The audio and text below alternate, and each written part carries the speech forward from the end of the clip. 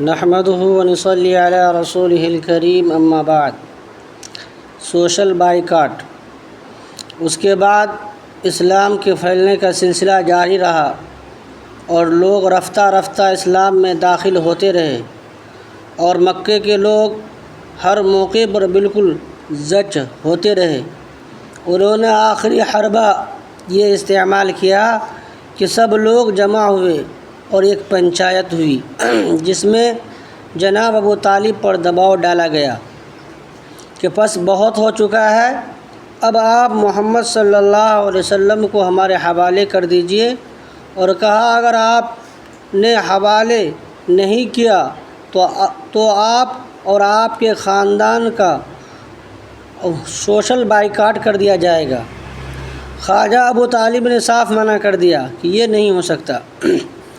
چنانچہ ان تمام شر پسندوں نے مل کر ایک دستاویز تیار کی، اور اس میں یہ لکھا گیا، جب تک بنو ہاشم کے لوگ محمد صلی اللہ علیہ وسلم کو ہمارے حوالے نہیں کریں گے، ان کے خاندان والوں سے رشتہ ناتا، آنا جانا، دعوت اور خرید و فروخت سب بند ہیں۔ چنانچہ وہ معاہدہ نامہ لکھ کر بیت اللہ شریف میں لٹکا دیا گیا۔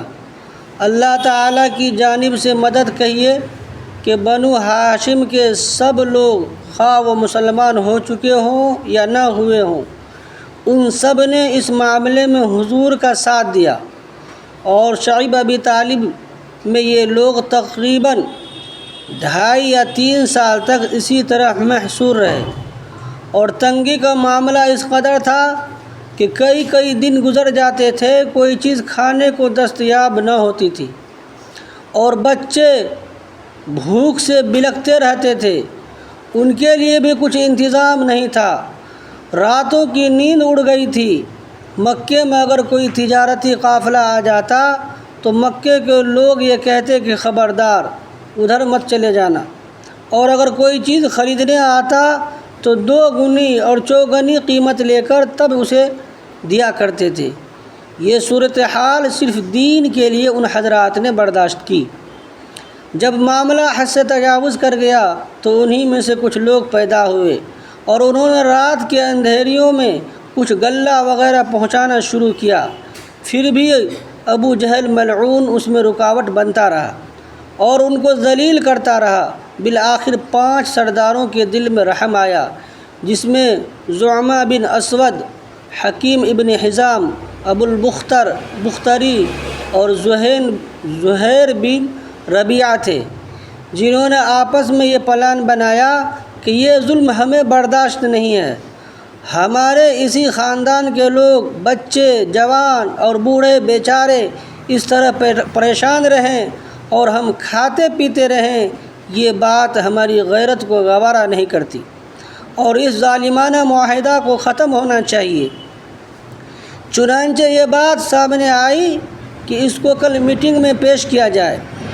یہ سب لوگ جمع ہوئے اور زہیر بن ربیعہ نے مسئلہ اٹھایا، تم لوگوں کو شرم نہیں آتی؟ ڈوب مرنے کا مقام ہے، تمہارے ہی خاندان کے لوگ اس طرح سے تکلیفیں جھیل رہے ہیں، آخر کب تک جھیلتے رہیں گے؟ کچھ ادھر سے کھڑے ہوئے، کچھ ادھر سے کھڑے ہوئے۔ اس طرح ابو جہل حیران و پریشان ہو کر کہنے لگا، معلوم ہوتا ہے انہوں نے پلاننگ کی ہے۔ ادھر شعیب ابی طالب میں پیغمبر علیہ السلام نے جناب ابو طالب کو یہ خبر دی کہ میں آپ کو یقین دلاتا ہوں کہ وہ دستاویز جو لکھی گئی تھی، جو بیت اللہ شریف میں لٹکی ہوئی ہے، اس میں جہاں اللہ کا نام لکھا ہوا تھا وہ تو باقی ہے، باقی سب دستاویز کیڑوں نے کھا لی ہے۔ تو ابو طالب نے ان سرداروں کے پاس پیغام بھیجا کہ میرے بھتیجے نے خبر دی ہے کہ وہ دستاویز اب ختم ہو چکی ہے، اسے پھاڑنے اور ختم کرنے کی ضرورت نہیں ہے، وہ خود ہی ختم ہو چکی ہے، اور میرا بھتیجا نہ آج تک جھوٹ بولا ہے اور نہ بولے گا، لہذا اسی کو معیار بنا لو۔ اگر ٹھیک ہے تو میں محمد کو تمہارے حوالے کر دوں گا، اگر کیڑوں نے کھا لی ہے تو معاہدہ ختم ہونا چاہیے۔ جب کھول کر دیکھا تو تو جیسا حضور نے فرمایا تھا بالکل ویسا ہی نکلا۔ چنانچہ اس طرح سے یہ معاہدہ ختم ہو گیا اور یہ لوگ اس محاصرے سے باہر نکل آئے۔ تاریخ اسلام کا یہ بہت ہی کربناک مرحلہ ہے، یہ آسان نہیں ہے، سوچ کر ہی رونگٹے کھڑے ہو جاتے ہیں۔ اتنی شدت کے ساتھ کیسے ان لوگوں نے یہ وقت گزارا ہوگا۔ اللہ تعالی ہم سب کو کہنے سننے سے زیادہ عمل کی توفیق نصیب فرمائے۔